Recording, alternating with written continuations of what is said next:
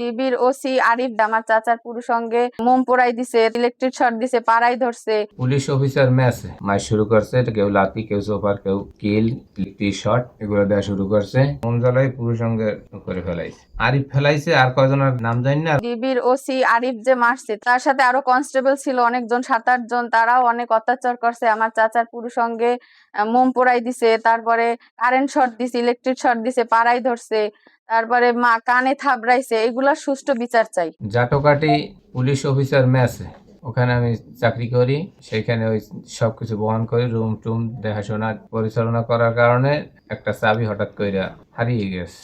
হারিয়ে যাওয়ার পর সেটা আমি জানি না, এক অফিসারের রুম থেকে টাকা হারিয়ে গেছে। আমি শহর থেকে যাই, রুমে খাবার খেয়ে হাত ধুইতে গেছি, সে আমার রুমের কাছে বলে, ইউনুস তোমার কাছে আমার চাবি আছে না একটা? আমি বললাম জি স্যার আছে। চাবিটা বাইর করো, আমার রুমে চলো। আমার রুমে 1,80,000 টাকা রাখছি, কালকে রাখছি 50,000, আজকে 1,10,000 30,000 রেখে গেছি, এই টাকা পাইছি না।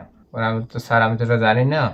পরে চাবি খুঁজছি, খুঁজে নিয়ে এরপরে দেই না কোথাও চাবি। এরপর রুম ডাইকে নিয়ে গেছে, রুমে নিয়ে এইখানে রাখছি আমার টাকা ব্যাগে, এই চাবিগুলো আমার, তোমার কাছে একটা, আমার কাছে একটা, এখন আমার টাকা তুমি দাও।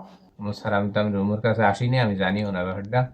তোমার কাছে আর আমার কাছে চাবি, তুমি সেটা একটু টাকা নেয় নাই, এর ভিতরে বডি গার্ড আইসি। এরপর বডি গার্ড কী হয়েছে স্যার? আমার এই যে কালকে 50,000 টাকা রাখছি, পাই নাই, আজকে 1,30,000 রেখে গেছি, সেই টাকা পাই না। ওর পরে আমার ডাইকে বাইর করিয়ে গালি দুটো দিয়ে থাবাকটা দিয়ে পরাই দিয়ে এরপর নিচে থাবড়াইতে নিয়ে আইছে।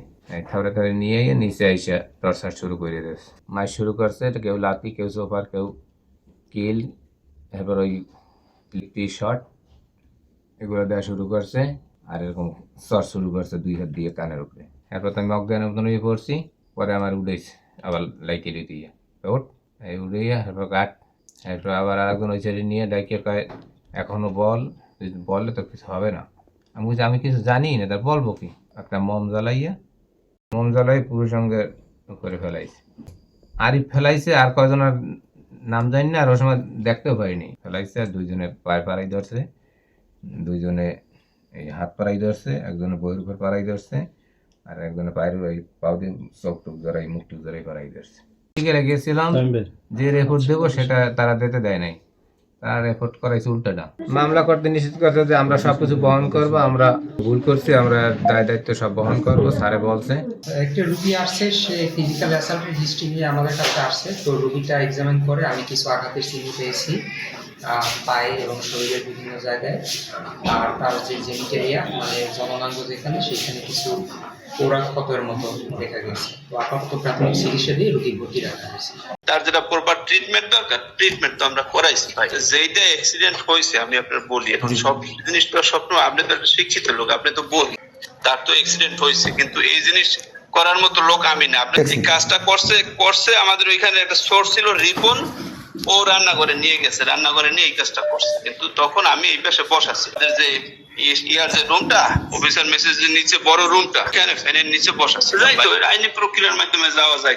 নিজের লোক, আমি আপনার বলি, নিজের লোক রে, তো ও তো আমাদের লোক। তখন এই দুপুর বেলা এই কাজটা, এই ঘটনাটা ঘটছে দুপুরে। পয়সা কথা বলবো না ভাই, এটা ইসের দরকার নাই নিউজ করার।